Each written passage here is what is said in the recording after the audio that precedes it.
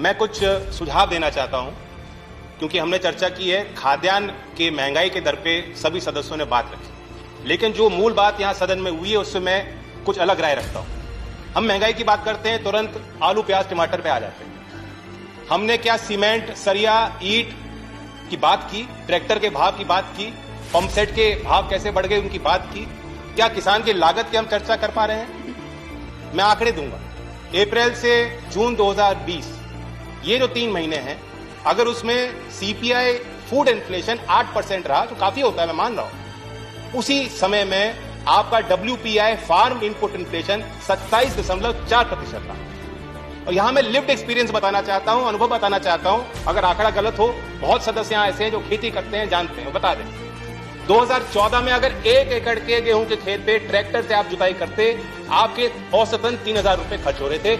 आज 8 साल बाद 5400 रुपए खर्च होते हैं। 1 एकड़ के धान की खेती आप करते, 300 रुपए का बीज आ जाता था, अब 600 रुपए लग रहे हैं।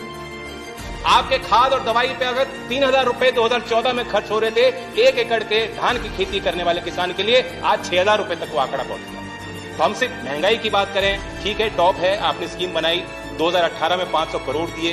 सवाल बनता है कि उस संसाधन का क्या प्रयोग हुआ? क्या हमने खाद्य प्रसंस्करण की इंडस्ट्री को, फूड प्रोसेसिंग को बढ़ावा दिया है? क्या ये सच्चाई नहीं है?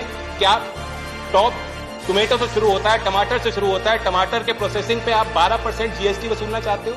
क्या ये सच्चाई नहीं है कि पोटैटो को प्रोसेस करने के लिए अगर आप चिप्स बनाएंगे, नमकीन बनाएंगे तो उस पर भी आप 12% जीएसटी वसूलना चाहते हो? ये भी एक कारण है कि जो फूड इन्फ्लेशन है वो बेकाबू होता है। मैं आग्रह करूंगा, वित्त मंत्री को मैं सुझाव देना चाहता हूं कि अगर आप सीपीआई में जो वेटेज है फूड का, अगर आप उसे घटा देंगे तो ये जो चर्चाएं बेवजह होती हैं, आप पे भी दबाव कम होगा। आप तुलना कीजिए, जर्मनी में सीपीआई का वेटेज फूड का क्या है? 8.5%, ब्राजील में 25.5%, चाइना में 19.9%, पाकिस्तान में भी 35% है, हमारे यहाँ 46% है। इसलिए दूध का भाव 1 रुपए बढ़ जाएगा तो त्राही मच जाएगी, आप पे भी दबाव बन जाएगा और फिर आप व्यावहारिक फैसले नहीं ले पाती हो।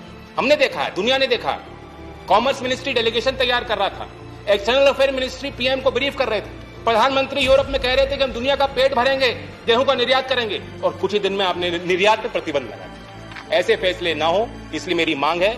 दूसरी बात, मैं भी अभी कंक्लूड कर रहा हूं, मेरी सहानुभूति है वित्त मंत्री जी के साथ, क्योंकि जब से वो आई हैं वो मजबूर होकर क्राइसिस मैनेजमेंट मोड में उन्होंने काम किया, लेकिन हमें सिनेरियो प्लानिंग करनी चाहिए, भविष्य की प्लानिंग योजना हमें बनानी होगी। मैं पूछना चाहता हूं, आज मानसून डेफिशिएंसी है उत्तर प्रदेश में, बिहार में, झारखंड में जितनी औसतन बारिश होती थी नहीं हुई। 23% धान की बुआई उत्तर प्रदेश में कम हुई है। क्या वहां के कृषि मंत्री विभाग ने कोई मीटिंग ली है? क्या आपने उनके साथ बैठक ली है? क्या आप उनके साथ बैठक लेंगी? उसका जवाब मैं आपके उत्तर में जानना चाहूंगा। और अंततः जो आम आदमी कहता है उसके पास सारी चीजों का समाधान है। मैं बताना चाहता हूं कि एक आम आदमी ने मुझे कहा कि आप सदन में जा रहे हैं, चर्चा करेंगे, वहां ये समाधान दे दीजिए ना। मैंने पूछा क्या समाधान है? उसने कहा सरल है, ऐसी व्यवस्था बना दो, 5 साल तो सरकार रहेगी इनकी, ऐसी व्यवस्था बना दो कि हर 2-3 महीने में कहीं चुनाव करा दो और आप देखोगे सरकार डीजल, पेट्रोल, बिजली कोई भी भाव बढ़ने नहीं देगी। राइट, धन्यवाद। उन्होंने कोई राजनीति किया नहीं, सुझाव दिया, आप उसको स्वीकार करेंगे ना करेंगे अलग बात है। ऐसी चर्चा ऐसी होना चाहिए सचमुच में।